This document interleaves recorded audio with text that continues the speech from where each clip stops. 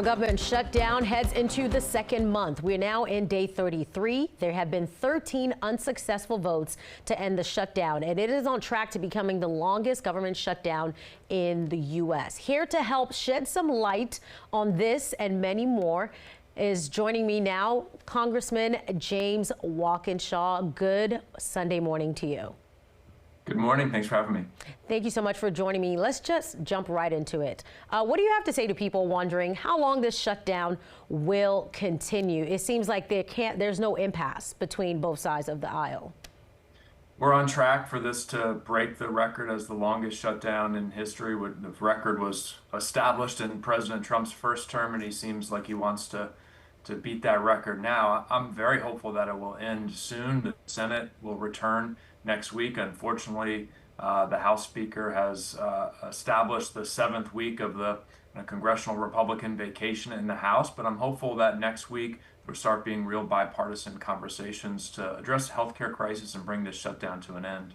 And you know, that was going to be my follow-up question. Do you know if your colleagues in the Senate are trying to work with Republicans or vice versa to kind of bring this, I don't even want to call it a quick end, but a sooner end to the shutdown?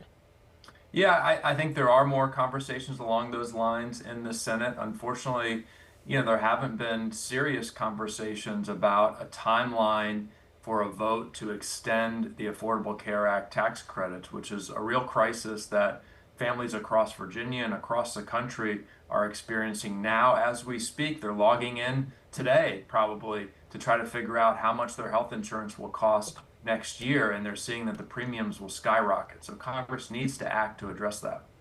And speaking of the subsidies for Obamacare, like you said, open enrollment kicked off yesterday. What are you hearing from your constituents about what they're seeing when it comes to the cost, or has that even hit yet?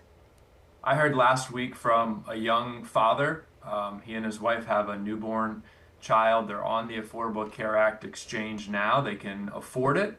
They logged in to see what their premiums would be next year, and it is so expensive that they've made the decision that mom and their baby will be covered with health insurance next year, but dad will go without health insurance. And those are the decisions that families across Virginia and across the country are making now, and it's why this issue is so urgent.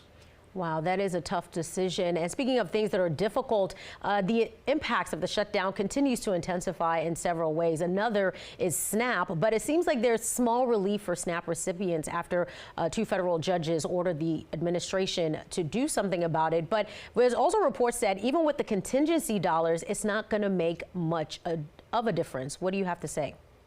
Well, the contingency fund, it's $5 billion.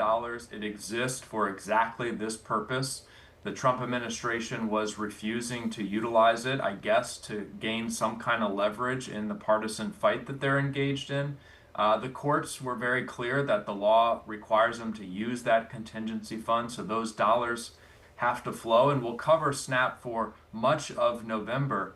Unfortunately, it seems there will be a delay in money being loaded onto folks' SNAP cards because the Trump administration tried to avoid using that contingency fund. And finally, a lot of people trying to help. Food banks, one of them, they're seeing high demands, and you are going to see firsthand some of that tomorrow. Talk to me about what food banks are telling you in Virginia and what you plan on doing tomorrow. So tomorrow I'm planning to visit food banks and food pantries across Fairfax County to see for myself exactly what they're dealing with. And I think, they have 2 challenges happening at the same time. Federal workers who are furloughed, especially those who were earning lower incomes working for the federal government, have missed paychecks and they need additional support. And then those folks who are on SNAP who have been told that they won't receive their SNAP benefits or might have a delay in their SNAP benefits, and food banks and food pantries are seeing more folks showing up from both of those categories. So I want to see for myself how dire the situation is and what we can do to coordinate and help support them. Virginia Congressman James Walkinshaw joining me this morning. Thank you so much for your time. I appreciate it. Thanks for having me.